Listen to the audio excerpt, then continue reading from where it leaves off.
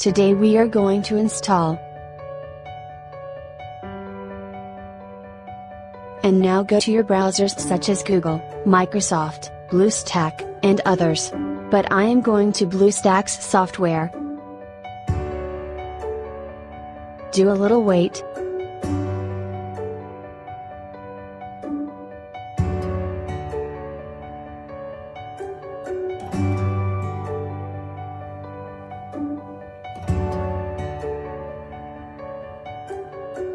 Go to the Play Store.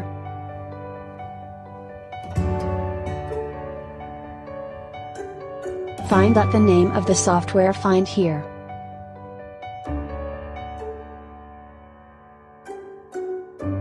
Simply go to click the install button and wait for the installation to complete.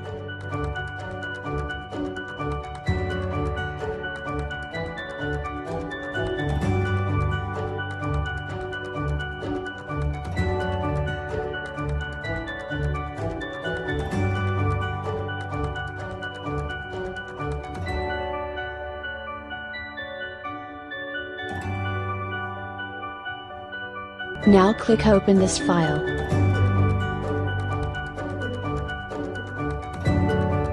So here's your app download complete.